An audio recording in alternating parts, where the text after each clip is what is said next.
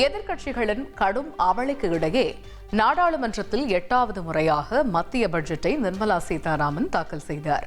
இதன் மூலம் அதிக முறை பட்ஜெட் தாக்கல் செய்த நிதியமைச்சர் என்ற பெருமையை அவர் பெற்றுள்ளார். உலகில் வேகமாக வளரும் பொருளாதாரம் கொண்ட நாடாக இந்தியா திகழ்வதாகவும் மத்திய அரசு மேற்கொண்ட கட்டமைப்பு சீர்திருத்தங்கள் உலக அளவில் கவனத்தை ஈர்த்துள்ளதாகவும் நிர்மலா சீதாராமன் தனது உரையில் குறிப்பிட்டார். பட்ஜெட் உரையை வாசிக்க விடாமல் எதிர்க்கட்சி உறுப்பினர்கள் கூச்சலில் ஈடுபட்டனர். பின்னர் பட்ஜெட்டை புறக்கணித்து வெளிநடப்பு செய்தனர். இதனிடையே மத்திய பட்ஜெட்டில் பல்வேறு திட்டங்களை அறிவித்த நிதியமைச்சர் நிர்மலா சீதாராமன் 1.25 மணி நேரம் பட்ஜெட் உரையை வாசித்தது குறிப்பிடத்தக்கது.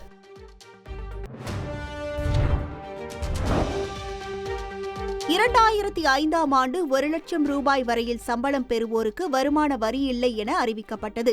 2010 பட்ஜெட்டில் 1,60,000 வரையில் சம்பளம் பெறுவோருக்கு வருமான வரி இல்லை என்றும் 2012ஆம் ஆண்டு 2 லட்சம் வரையில் சம்பளம் பெறுவோருக்கு வருமான வரி இல்லை என்றும் அறிவிக்கப்பட்டது. 2014ஆம் ஆண்டு 2.5 லட்சம் ரூபாய் வரையில் சம்பளம் பெறுவோருக்கு வரி இல்லை என அறிவிக்கப்பட்டது. இது 2019ஆம் ஆண்டு 5 லட்சம் ரூபாய் வரையிலும் 2023ஆம் ஆண்டு 7 லட்சம் ரூபாய் வரையிலும் வருமான வரி கட்ட வேண்டாம் என அறிவிக்கப்பட்டது. தற்போது தாக்கல் செய்யப்பட்டிருக்கும் பட்ஜெட்டில் 12 லட்சம் ரூபாய் வரையில் வருமான வரி கட்ட தேவையில்லை என்று அறிவிக்கப்பட்டிருக்கிறது.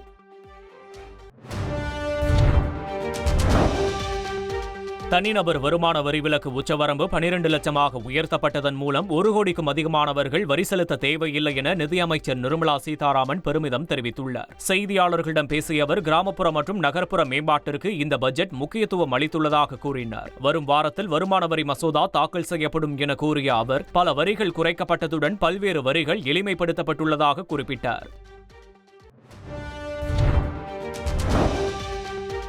மத்திய பட்ஜெட் மக்களுக்கான வரலாற்று சிறப்புமிக்க பட்ஜெட் என பிரதமர் மோடி பெருமிதம் தெரிவித்துள்ளார். ஆண்டுக்கு 12 லட்சம் ரூபாய் வருமானம் வரை வரியில்லா வருமானம் வழங்கப்பட்டுள்ளதாகவும் அனைத்து வருமானம் பெறும் பிரிவினருக்கும் வரி குறைக்கப்பட்டுள்ளதாகவும் அவர் கூறியுள்ளார். இதன் மூலம் மக்களின் பாக்கெட்டை நிரப்பும் பட்ஜெட்டாக அமைந்துள்ளதாக குறிப்பிட்டுள்ளார். அணுசக்தி துறையில் தனியார் பங்கீடு, சுற்றுலாத்துறைக்கு அதிக நிதி என முக்கியத்துவம் வாய்ந்த முடிவுகள் எடுக்கப்பட்டுள்ளதாகவும் பிரதமர் பாராட்டு தெரிவித்துள்ளார்.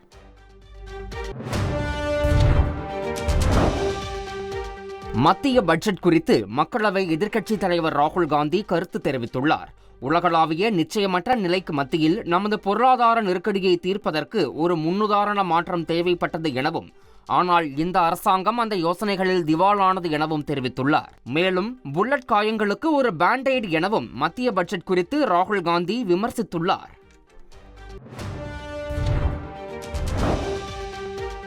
மத்திய பட்ஜெட்டில் தமிழ்நாடு என்ற பெயர் கூட தொடர்ந்து இடம்பெறவில்லையே என்று முதலமைச்சர் ஸ்டாலின் விமர்சித்துள்ளார். இதுகுறித்து அவர் வெளியிட்டுள்ள அறிக்கையில், உயர்கல்வி தரவரிசை, நிதி ஆயோக் அறிக்கை என மத்திய அரசின் அனைத்து அறிக்கைகளிலும் தமிழ்நாட்டின் செயல்பாடுகளுக்கு பாராட்டு பத்திரம் வாசிக்கப்பட்டு நிதிநிலை அறிக்கையில் மட்டும் தமிழ்நாடு புறக்கணிக்கப்படுவது ஏன் என்று கேள்வி எழுப்பியுள்ளார். எங்களின் கோரிக்கைகளில் ஒன்றை கூடவா அறிக்கையில் சேர்க்க மனம் வரவில்லை என்றும், மத்திய பட்ஜெட் என்றாலே தமிழ்நாட்டை பொறுத்தவரை ஓரவஞ்சனைதானா என்றும் கேள்வி எழுப்பியுள்ளார்.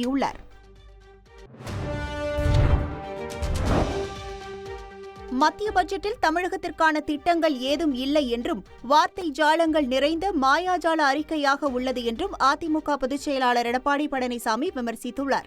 இதுகுறித்து அவர் வெளியிட்டுள்ள அறிக்கையில், விவசாய வளத்தை பெருக்க உதவும் நதிநீர் இணைப்பு திட்டங்கள் குறித்து எந்த அறிவிப்பும் இல்லை என்றும், ரயில்வே திட்டங்கள், கோவை மதுரை மெட்ரோ ரயில் திட்டங்கள் குறித்து எந்த அறிவிப்பும் இல்லாதது ஏமாற்றம் அளிப்பதாகவும் அவர் குறிப்பிட்டுள்ளார். வருமான வரி விலக்கு மற்றும் சுங்க வரியில் மாற்றங்கள் செய்திருப்பது வரவேற்புக்குரியது என்றும் அவர் குறிப்பிட்டுள்ளார்.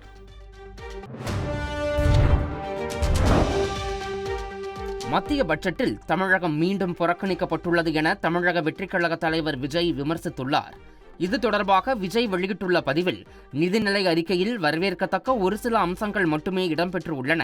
ஏழை எளிய மக்களுக்கு நிவாரணம் அளிக்கக்கூடிய பெட்ரோல், டீசல், ஜிஎஸ்டி வரி குறைப்பு மற்றும் வேலைவாய்ப்பை அதிகரிப்பது குறித்து எந்த ஒரு அறிவிப்பும் இல்லாதது மிகப்பெரிய ஏமாற்றத்தை அளிப்பதாக தெரிவித்துள்ளார். மேலும் வழக்கம் போல இந்த ஆண்டும் தமிழகத்திற்கு புதிய திட்டங்களை அறிவிக்காமலும் போதிய அளவிற்கு நிதி ஒதுக்கீடு செய்யாமலும் புறக்கணித்துள்ளதாக குற்றம் சாட்டியுள்ளார். அனைத்து மாநிலங்களின் ஒட்டுமொத்த வளர்ச்சியை கருத்தில் கொண்டே நிதிநிலை அறிக்கையை தாக்கல் செய்ய வேண்டும் என்றும், மாறாக பாரபட்சத்தோடு நடந்து கொள்வது சரியான அணுகுமுறை இல்லை என்றும் விஜய் குறிப்பிட்டுள்ளார்.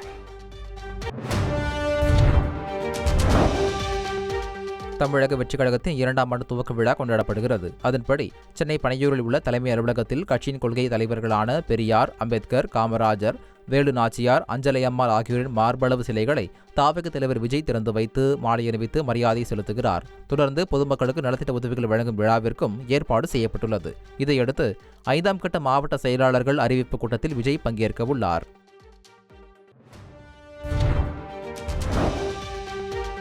தமிழக வெற்றிக் கழகத்தில் சாதி பார்த்து பதவி வழங்கப்படுவதாக அக்கட்சியின் திருவண்ணாமலை மேற்கு மாவட்ட நிர்வாகிகள் குற்றச்சாட்டு தெரிவித்துள்ளனர்.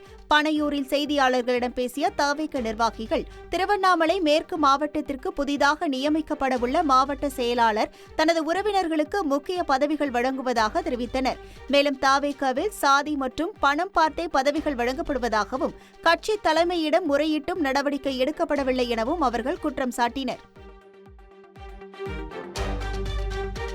ஏன்னா இந்த பிரச்சனை எல்லா ஊர்லயுமே இருக்கு. மெயினா ஜாதியை மென்ஷன் பண்றாங்க, இன்னொன்னு பணம். இது ரெண்டு தான் முக்கியத்துவமா இருக்கு. எங்க கிட்ட எல்லா ப்ரூஃப் இருக்கு. உங்க வீடியோ கூட உங்களுக்கு அனுப்பிச்சிருக்கேன். எல்லாமே எங்கிட்ட இருக்கு. ஆதாரத்தோட நிக்கிறோம்.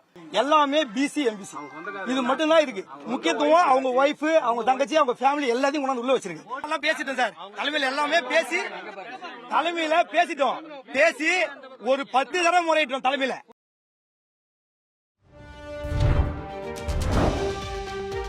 தமிழக வெற்றிக் கழகத்தில் சாதிய பாகுபாடு இருப்பதாக கூறப்படுவதற்கு கள்ளக்குறிச்சி மாவட்ட செயலாளர் பிரகாஷ் மறுப்பு தெரிவித்து வீடியோ வெளியிட்டுள்ளார். பட்டியலின சமுதாயத்தினருக்கும் பதவி வழங்கப்பட்டுள்ளதாக அவர் விளக்கம் அளித்துள்ளார்.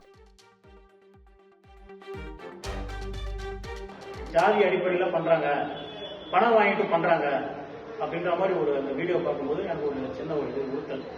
அதனாலதான் அந்த வீடியோ உங்களுக்கு நான் பதிவு செய்யறேன்.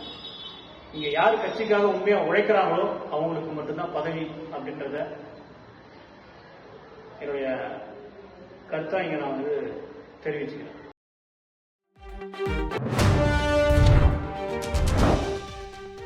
ஈரோடு கிழக்கு தொகுதி இடைத்தேர்தலையொட்டி வாக்குச்சாவடிகளில் சிசிடிவி கேமரா பொருத்தும் பணிகள் தீவிரமாக நடைபெற்று வருகிறது. ஈரோடு கிழக்கு தொகுதி இடைத்தேர்தலுக்கு இன்னும் 3 நாட்களே உள்ளதால் 237 வாக்குச்சாவடிகளில் சிசிடிவி கேமரா பொருத்துவது, தடுப்புகள் அமைப்பது உள்ளிட்ட முன்னேற்பாட்டு பணிகள் வேகம் எடுத்துள்ளன. வாக்குச்சாவடிக்கு வெளியே வாகனங்களை தடுக்கும் விதமாக சாலைகளில் 100 மீட்டர், 200 மீட்டர் போன்ற தொலைவுகளை குறிக்கும் பணியும் நடைபெற்று வருகிறது.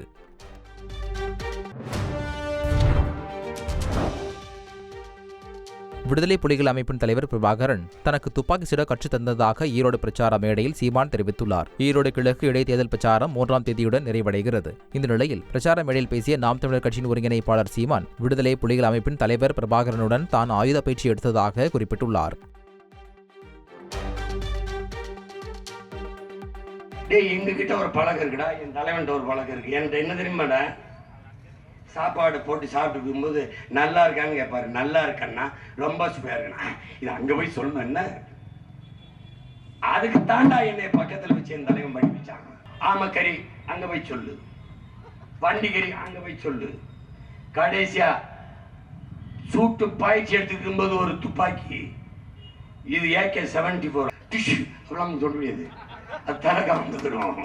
அது அப்படி சொல்லி எந்திரிச்சு சினிமாவில நல்லா தான் என்கவுண்டர் பண்றாரு. இங்க என்ன பிரச்சனை இருக்கு? நான் அப்பதான் இந்த எவன ஒருவன்ல இந்த மாதவனை சுட்டிருக்கேன் அந்த படத்துல, அதை பார்த்துருக்காரு. சொல்றாரு அப்படி பண்ணக்கூடாது, விசை இப்படி பிடிச்சு இப்படி மெதுவா அழுத்தினா அதுவா போய் அடிக்கும். கொடுக்கும்போது AK-74 சின்னதா ஒரு குச்சி மாதிரி போகும். அரிசி மாதிரி தான் தோட்டா இருக்கும். இங்க ஒரு புள்ளி தான் தெரியும், முதுகு பின்னாடி எது இருக்காது, இப்படி போயிடும். இதை விளக்கிட்டு சுடுங்கன்ட்டு உட்காந்துக்காம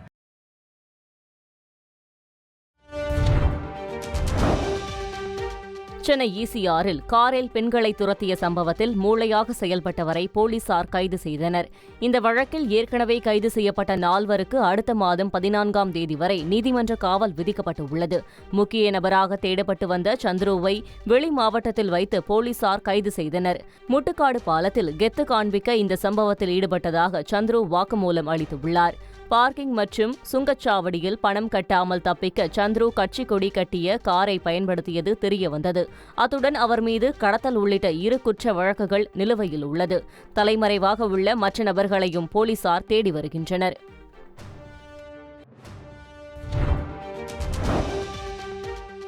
அதிமுகவினர் செய்யும் ஒவ்வொரு குற்றத்திற்கும் திமுக மீது முன்னாள் முதல்வர் எடப்பாடி பழனிசாமி பழி சுமக்கிறார் என்று திமுக அமைப்பு செயலாளர் RS பாரதி குற்றம் சாட்டியுள்ளார். சென்னை கிழக்கு கடற்கரை சாலையில் நடந்த சம்பவத்தை குறிப்பிட்டு பேசிய அவர், அந்த சம்பவத்தில் கைது செய்யப்பட்ட சந்துரு என்பவர் அதிமுகவை சார்ந்தவர் என்றும், பறிமுதல் செய்யப்பட்ட மற்றொரு கார் நீலகிரி மாவட்ட அதிமுக செயலாளரின் நெருங்கிய உறவினருக்கு சொந்தமானது என்றும் கூறியுள்ளார். அந்த காரை பயன்படுத்திய அனைவரும் அதிமுகவினர் என்றும் அவர் கூறினார்.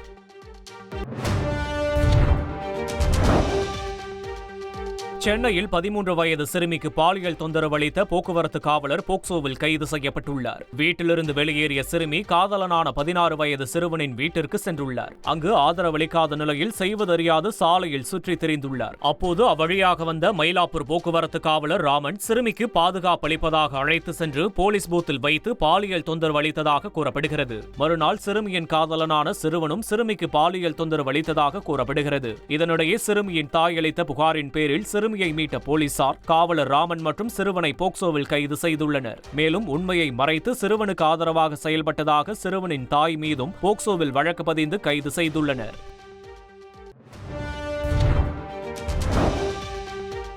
வேங்கை வயல் வழக்கில் சிபிசிஐடி மற்றும் விசிக சார்பில் தொடரப்பட்ட வழக்குகளின் மீதான தீர்ப்பை புதுக்கோட்டை வன்கொடுமை தடுப்பு சட்ட சிறப்பு நீதிமன்றம் பிப்ரவரி 3ஆம் தேதிக்கு ஒத்திவைத்துள்ளது.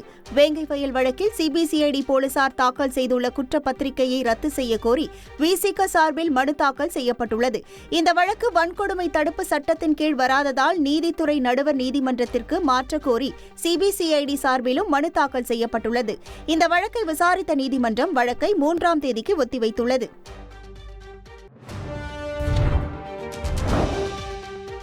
கிளாம்பாக்கம் பேருந்து நிலையத்தில் இரவு நேரத்தில் போதிய பேருந்துகள் இல்லாததால் பயணிகள் போக்குவரத்து கழக அதிகாரிகளுடன் வாக்குவாதத்தில் ஈடுபட்டனர். சனிக்கிழமை இரவு ஏராளமான பயணிகள் தென் மாவட்டங்களை நோக்கி செல்வதற்காக கிளாம்பாக்கம் பேருந்து நிலையம் வந்திருந்தனர். விழுப்புரம், திருச்சி, அரியலூர், பெரம்பலூர் உள்ளிட்ட பல்வேறு பகுதிகளுக்கு செல்வதற்கு போதிய அளவில் பேருந்துகள் இயக்கப்படாததால் ஆத்திரமடைந்த பயணிகள் போக்குவரத்து கழக அதிகாரிகளுடன் கடும் வாக்குவாதத்தில் ஈடுபட்டனர். பின்னர் மாற்று பேருந்து ஏற்பாடு செய்யப்பட்டு பயணிகள் சொந்த ஊர்களுக்கு அனுப்பி வைக்கப்பட்டனர்.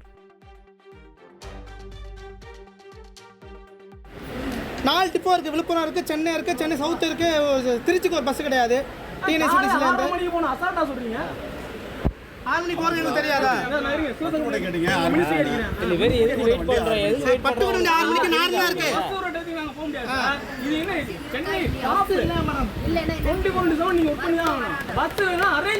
நார்மலாக பேசுகிறீங்க. இங்கே நியூசன்ஸ் ஆகி போச்சு. என்ன பண்ணுவீங்க? இவ்வளோ பேர் கூட்டமாக இருக்கணும்.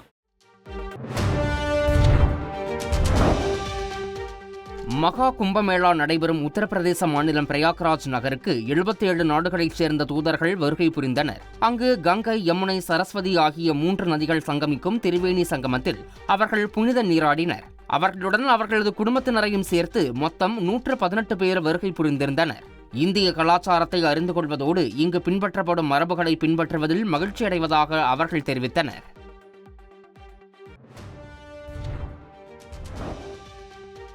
உத்தரப்பிரதேச மாநிலம் காசியாபாத்தில் கேஸ் சிலிண்டர்கள் ஏற்றி சென்ற லாரியில் தீப்பிடித்து சிலிண்டர்கள் வெடித்ததால் பரபரப்பு நிலவியது.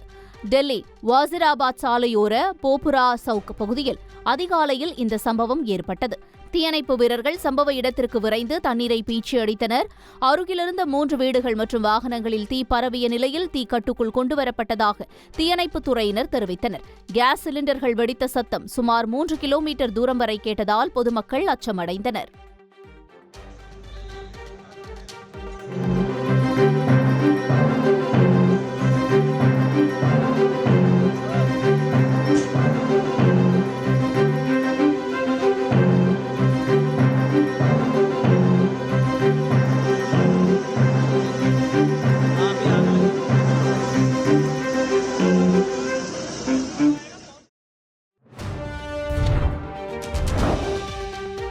பாலஸ்தீனியர்களை எந்த சூழலிலும் அவர்களது நிலத்திலிருந்து வேறு இடத்திற்கு மாற்றுவதை தாங்கள் நிராகரிப்பதாக அரபு நாடுகளைச் சேர்ந்த வெளியுறவுத்துறை அமைச்சர்கள் கூட்டாக அறிவித்துள்ளனர். பாலஸ்தீனியர்களை காசாவில் இருந்து வெளியேற்றி தங்கள் நாடுகளில் தங்க வைக்குமாறு ஜோர்டான் மற்றும் எகிப்து ஆகிய நாடுகளை அமெரிக்க அதிபர் டொனால்ட் ட்ரம்ப் வலியுறுத்தியிருந்தார். இந்நிலையில் அவரது கூற்றுக்கு எதிரான தங்களின் ஒருங்கிணைந்த நிலைப்பாட்டை எகிப்தில் அரபு அமைச்சர்கள் கூட்டாக வெளிப்படுத்தினர். தாவேக தலைவரும் நடிகருமான விஜயை ஜப்பானில் இருந்து வந்திருந்த ரசிகர்கள் சந்தித்து புகைப்படம் எடுத்துக்கொண்டனர். அவர்களிடம் விஜய் நலம் விசாரித்து கலந்துரையாடினார். இந்த சந்திப்புக்கு பிறகு பேட்டியளித்த ஜப்பான் ரசிகர்கள் விஜயை சந்திக்க வேண்டும் என்ற தங்களின் கனவு நிறைவேறிவிட்டது என்று மகிழ்ச்சியுடன் தெரிவித்தனர். I came from Delhi. They are from Japan. Okay. Do you like Vijay movie? Yes, very nice. Nice actor, nice person. Yes, I like very much. Did you join the party? Yes. So everybody joined the party. Party. Okay. Sir, what motivated to join in TVK party? What motivated? Because we like very much Vijay. That's why. Okay. So which movie you like Vijay most? God. I'm from Japan. Okay. So you like Vijay movies? Yes, I watch it. Many movies. Many movies. Special favorite God. How was the experience meeting with Vijay sir, TVK party as a leader? I can't believe it. Okay. My dream come true today. What did Vijay sir told to you, madam? Happy to see me.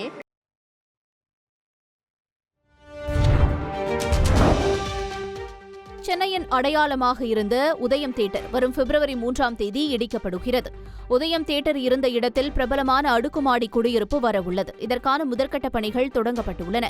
கடந்த 1983ஆம் ஆண்டு தொடங்கப்பட்ட உதயம் திரையரங்கம் கடந்த 40 ஆண்டு காலமாக cinema கலாச்சாரத்தின் ஓர் அங்கமாக திகழ்ந்த நிலையில் தற்போது அந்த திரையரங்கம் இடிக்கப்படுவதாக வெளியாகியிருக்கும் செய்தி அதிர்ச்சியை ஏற்படுத்தியுள்ளது.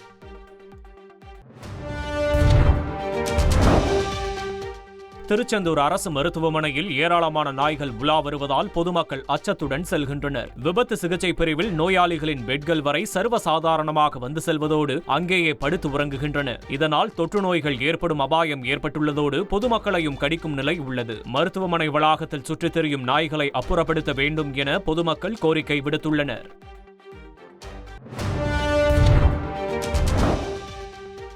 மயிலாடுதுறை மாவட்டம் சீர்காழியில் தனியார் பள்ளி வளாகத்திற்குள் புகுந்த பன்றியால் ஆசிரியர்கள் மற்றும் ஊழியர்கள் அவதியடைந்தனர். தென்பாதியில் உள்ள தனியார் பள்ளி வளாகத்தில் நுழைந்த பன்றி ஆசிரியர்கள் மற்றும் ஊழியர்களை தாக்க முயற்சித்தது. இதனால் ஊழியர் ஒருவரும் காயம் அடைந்தார். இந்த சிசிடிவி காட்சிகள் தற்பொழுது வெளியாகியுள்ள நிலையில் இதற்கு நிரந்தர தீர்வு காண வேண்டும் என கோரிக்கை எழுந்துள்ளது.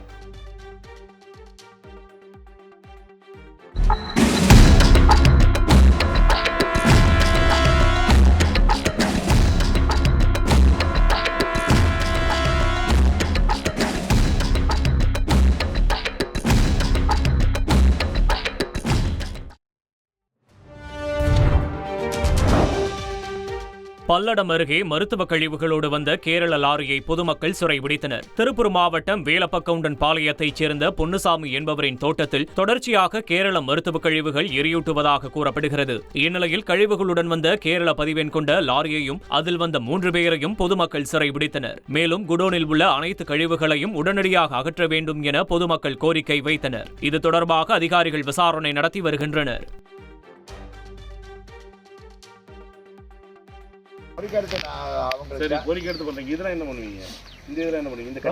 பயன்படுத்துறது போக மீதி எல்லாம் இருக்கும்ல, அதை என்ன பண்ணி கேக்குறாரு சார்? பிளாஸ்டிக்கை நீங்க உருக்குறீங்கன்றீங்க, இதெல்லாம் என்ன பண்ணுவீங்க? இதெல்லாம் என்ன பண்ணுவீங்க?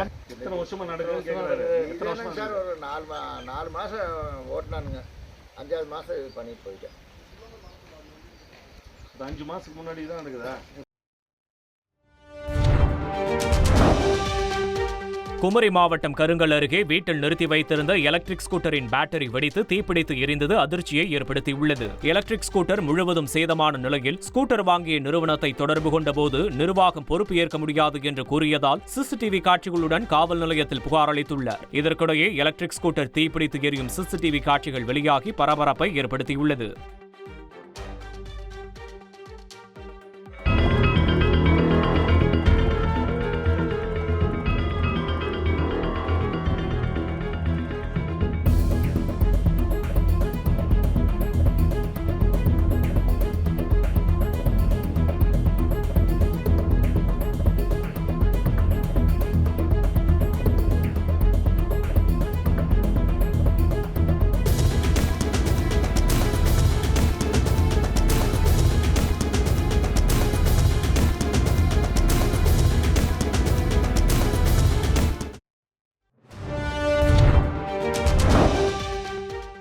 அமெரிக்காவின் டெக்சாஸ் மாகாணத்தில் காரில் படர்ந்திருந்த பனியை அகற்ற தந்தை தன் 3 மாத குழந்தையையே பயன்படுத்திய வீடியோ நெட்டிசன்களை கொந்தளிக்க செய்துள்ளது.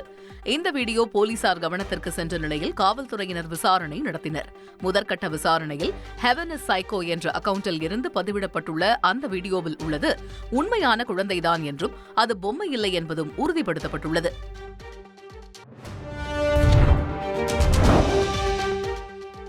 லப்பர் பந்து மற்றும் குடும்பஸ்தன் படங்களில் அரசியல் இருப்பதாக இயக்குனரும் நடிகருமான பாலாஜி சக்திவேல் தெரிவித்துள்ளார். குடும்பஸ்தன் திரைப்படத்தின் சக்சஸ் மீட் சென்னையில் நடைபெற்றது. அப்போது பேசிய நடிகர் மணிகண்டன் ஒவ்வொரு முறையும் தன்னிடம் கண்டென்ட்டை தவிர்த்து வேறு எதுவும் இல்லை என்றார்.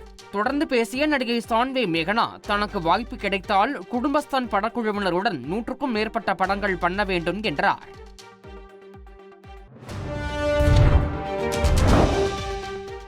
மேடை ஏறி தனிப்பட்ட திறமையை வெளிப்படுத்த தயக்கம் கூடாது என மாணவர்களுக்கு நடிகர் சிவகார்த்திகேயன் அறிவுரை வழங்கியுள்ளார்.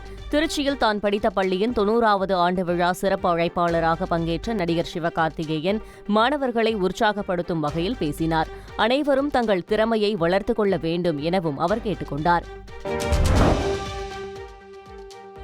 அமலாக்கத்துறை நோட்டீஸிற்கு 30 நாட்களில் விளக்கம் அளிக்கும்படி பிளிப்கார்ட் உள்ளிட்டோருக்கு சென்னை உயர்நீதிமன்றம் உத்தரவிட்டுள்ளது. விதிகளை மீறி 10,601 கோடி ரூபாய் நேரடி அந்நிய முதலீட்டை பெற்றதாக பிளிப்கார்ட் மற்றும் அதன் துணை நிறுவனங்கள் மீது புகார் அளிக்கப்பட்ட நிலையில் இது தொடர்பாக அமலாக்கத்துறை அனுப்பிய நோட்டீஸிற்கு எதிராக பிளிப்கார்ட் மற்றும் அதன் துணை நிறுவனங்கள் வழக்கு தொடர்ந்திருந்தன. இந்த வழக்குகளை விசாரித்த நீதிமன்றம் நோட்டீஸிற்கு பதிலளிக்காமல் நீதிமன்றத்தை அணுகியிருக்க கூடாது என்ற அமலாக்கத்துறை வாதத்தை ஏற்று வழக்குகளை தள்ளுபடி செய்து உத்தரவிட்டது.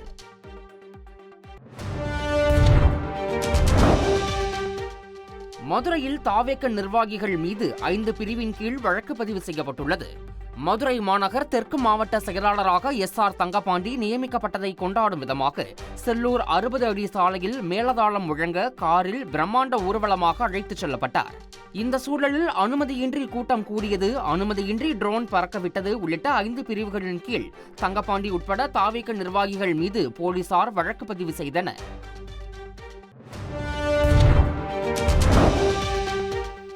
ராசிபுரம் அருகே கல்லூரி மாணவி கடத்தப்பட்ட சம்பவத்தில் 6 பேர் கைது செய்யப்பட்டுள்ளனர்.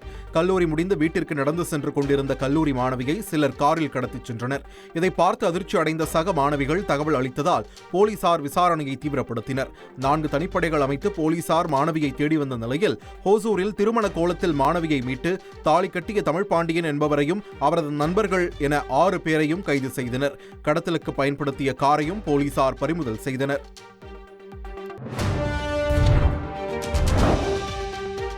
ஸ்ரீவைகுண்டம் அருகே வீட்டை ஜப்தி செய்ய வந்த தனியார் நிதி நிறுவன ஊழியர்கள் முன்னிலையில் பூச்சி மருந்தை தம்பதி குடித்த நிலையில் கணவர் உயிரிழந்தது சோகத்தை ஏற்படுத்தியுள்ளது. வல்லநாட்டைச் சேர்ந்த லாரி டிரைவர் சங்கரன் தனது வீட்டை அடகு வைத்து 5 லட்சம் ரூபாய் கடன் வாங்கியிருந்த நிலையில் கடன் தவணை நிலுவை இருந்ததால் நிதி நிறுவன ஊழியர்கள் வீட்டை ஜப்தி செய்ய வந்தனர். அப்போது சங்கரனும் அவருடைய மனைவி பத்ரகாளியும் எதிர்ப்பு தெரிவித்து பூச்சி மருந்தை குடித்தனர். இதில் சங்கரன் இறந்துவிட்ட நிலையில் அவருடைய மனைவி உயிருக்கு ஆபத்தான நிலையில் மருத்துவமனையில் சிகிச்சை பெற்று வருகிறார்.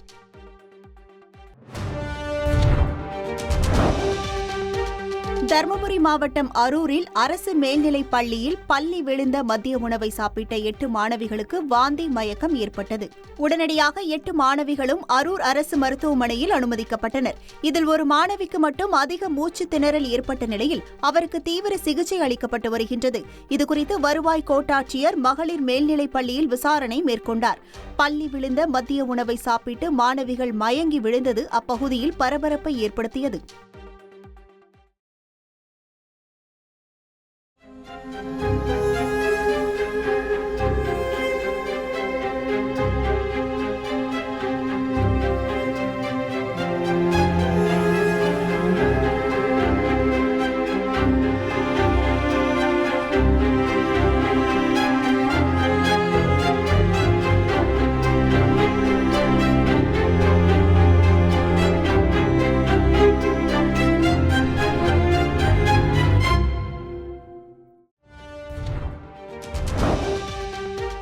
ஹைதராபாத்தில் சிறுமியை 2 நாய்கள் கடித்து குதறிய சம்பவம் அதிர்ச்சியை ஏற்படுத்தியுள்ளது. கோல்டன் ஹைட்ஸ் காலனி சாலையில் நடந்து சென்று கொண்டிருந்த 4 வயது சிறுமியை 2 நாய்கள் திடீரென கடித்து இழுத்து சென்றன. சிறுமியின் அலறல் சத்தம் கேட்டு ஓடி வந்த அவரது தாய் நாய்களை விரட்டினார். தொடை, இடுப்பு, கைகளில் படுகாயமடைந்த சிறுமி மருத்துவமனையில் அனுமதிக்கப்பட்டுள்ளார். இதுகுறித்த பதைபதைக்க வைக்கும் காட்சிகள் வெளியாகியுள்ளன.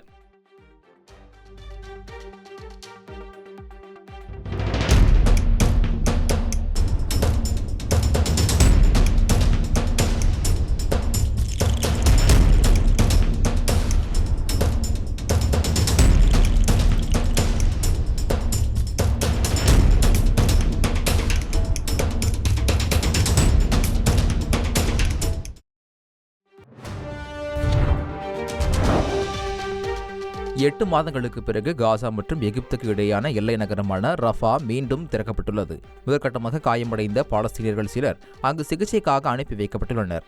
உலக சுகாதார அமைப்பின் அறிக்கையின்படி 12,000 முதல் 14,000 வரையிலான பாலஸ்தீனியர்களுக்கு உடனடி மருத்துவ சேவை தேவைப்படுவதால் உடனடியாக அவர்கள் காசாவை விட்டு வெளியே அழைத்துச் செல்லப்பட வேண்டும் என்று தெரிவிக்கப்பட்டிருந்தது குறிப்பிடத்தக்கது. திருச்சி மாவட்டம் மணப்பாறை சிப்காட் வளாகத்தில் ஜம்புரி நடைபெறும் பகுதியில் தூய்மை பணிகளை மேற்கொண்ட தூய்மை பணியாளர்களுடன் பள்ளிக் கல்வித்துறை அமைச்சர் உணவு சாப்பிட்டார். அங்கு பாரத சாரண சாரணியர் இயக்க வைர விழா மற்றும் முன்னாள் முதல்வர் கலைஞர் நூற்றாண்டு விழா ஆகியவை கடந்த 28ஆம் தேதி தொடங்கிய நிலையில் வரும் திங்கட்கிழமையுடன் இந்த நிகழ்ச்சிகள் அனைத்தும் நிறைவு பெறுகின்றன. இந்த நிகழ்ச்சிகளை ஆயிரக்கணக்கான மாணவ மாணவிகள் வந்து பார்த்துவிட்டு செல்கின்றனர்.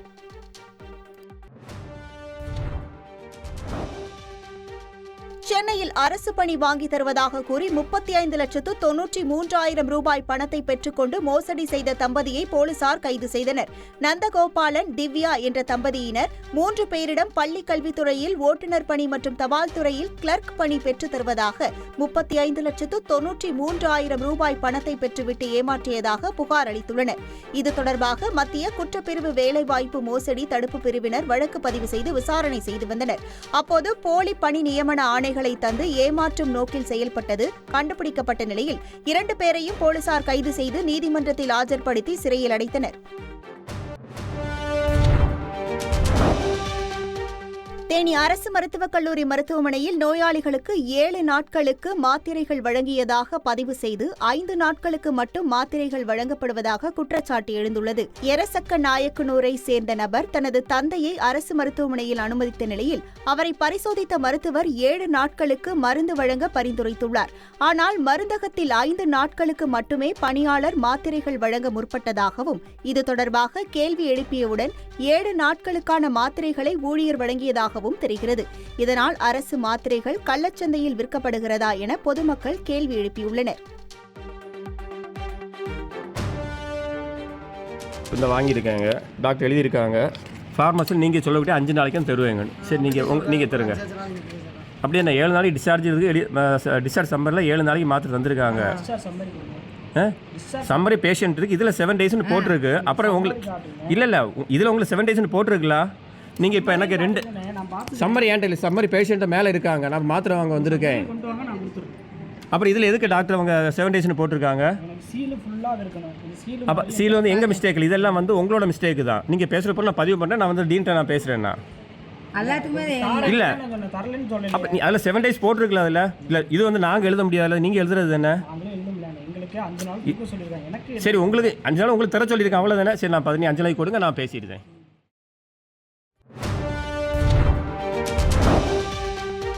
அண்ணாமலையார் கோயிலில் மார்கழி மாதம் பௌர்ணமி உண்டியல் காணிக்கை எண்ணும் பணி நடைபெற்றது. இதில் 3,98,221 ரூபாய் பணம் மற்றும் 112 கிராம் தங்கம், 1 கிலோ 960 கிராம் வெள்ளி காணிக்கையாக கிடைக்கப்பட்டுள்ளது. காணிக்கை எண்ணும் பணியில் கோயில் ஊழியர்கள் மற்றும் தன்னார்வலர்கள் ஈடுபட்டனர்.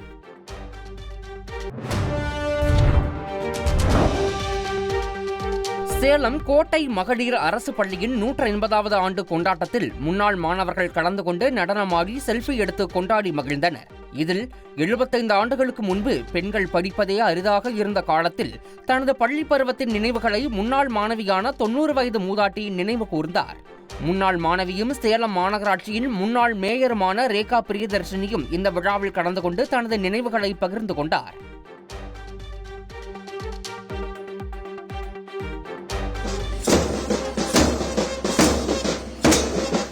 நான் இந்த ஸ்கூலில் 3ஆம் கிளாஸ்லேருந்து SLC வரைக்கும் படிச்சிருக்கேன். பெங்களூருவில் வடிவேலு காமெடி பாணியில் கார் முன்பு விழுந்து பணம் பறிக்க முயன்ற நபர் காரில் இருந்த டேஷ் கேமராவால் சிக்கியுள்ளார். மெதுவாக வந்த கார் முன்பு தாமாக வந்து மோதுவது போல் நின்ற அந்த நபர் தன்னை இடித்து விட்டதாக கூறி மற்ற வாகன ஓட்டிகளை அழைத்துள்ளார். அவரது நாடகம் டேஷ் கேமராவில் பதிவாகி இருப்பதாக காரில் இருந்தவர் கூறியதை அடுத்து அந்த நபர் நைஸாக நழுவிச் சென்றார். இந்த காட்சிகள் சமூக வலைதளங்களில் வைரலாகி வருகிறது.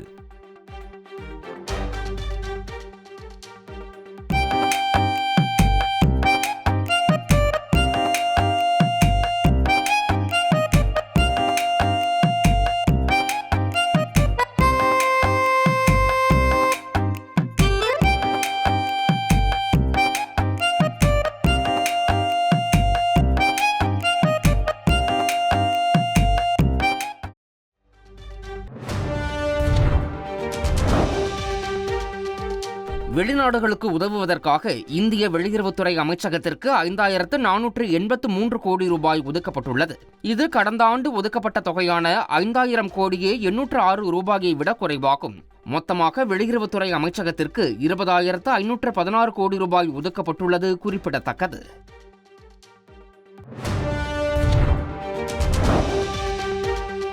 பத்மபூஷன் விருது பெற்ற நடிகர் அஜித்குமாருக்கு பாராட்டு விழா எடுக்க வேண்டும் என்று நகைச்சுவை நடிகர் யோகி பாபு தெரிவித்துள்ளார். அஜித்குமார் மிகப்பெரிய சாதனை படைத்துள்ளார் என்றும் அனைவரும் பாராட்ட வேண்டும் என்றும் அவர் கூறினார்.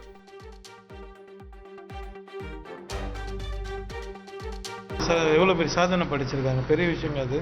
நம்ம எல்லாருமே பாராட்டணும். அவருக்கு நம்ம எல்லாம் சேர்ந்து பெரிய பாராட்டு விழா நடத்தணும். நீங்கள் அங்கே வந்து இதெல்லாம் அவரை பற்றி நீங்கள் நிறைய விஷயம் கேளுங்க. கண்டிப்பாக நான் சொல்லுங்கள். நல்ல ஏன்னா ஒவ்வொரு படைப்பிடிக்கும் போது அந்த புகைப்படம் போயிட்டே இருப்பீங்க அவரோட. ஆமாம் என்ன சொன்னார்? இல்லை, அது வந்து அவர் வந்து பெருமையாக தான் நம்ம அவர் சொல்கிறத விட நம்ம தான் அவரை பற்றி அதிகமாக சொல்லணும். அதை அவர் பாராட்டு விழா நடத்தும் போது கண்டிப்பாக அவரை பற்றி நம்ம எல்லாருமே பெருமையாக பேசுவோம். ரொம்ப பெரிய விஷயம், நமக்கு சந்தோஷம்.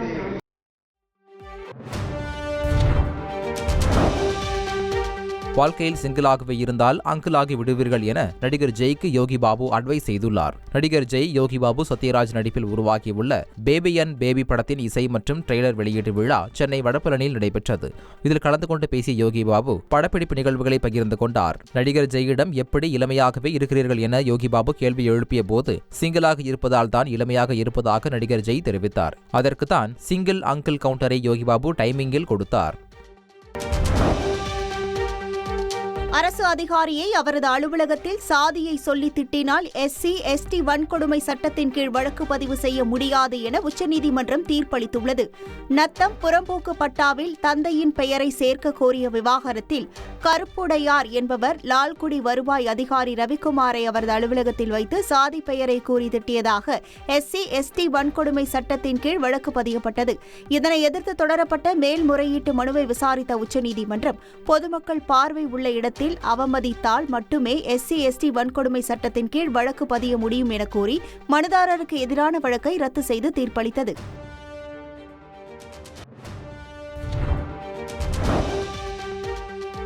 கோபிச்செட்டிப்பாளையம் அருகே 10 கிராமங்களைச் சேர்ந்த 100க்கும் மேற்பட்ட பொதுமக்கள் குண்டேரிப்பள்ளம் அணையை காப்பாற்ற வலியுறுத்தி 4வது நாளாக கோபி வட்டாட்சியர் அலுவலகத்தில் காத்திருப்பு போராட்டத்திலும் ஆதார் அட்டையை ஒப்படைக்கும் போராட்டத்திலும் ஈடுபட்டனர். அணையின் அருகே தனியாருக்கு சொந்தமான நிலத்தில் குழாய் அமைத்து விவசாயத்திற்கு நீர் எடுக்கும் பணி காவல்துறை பாதுகாப்புடன் நடைபெறுவதாக குற்றம் சாட்டினர். அணை அருகில் இருந்து நீர் கொண்டு செல்லப்பட்டால் 1 மாதத்திற்குள் அணை வறண்டுவிடும் நிலை உள்ளதாக தெரிவித்து போராட்டத்தில் ஈடுபட்டனர்.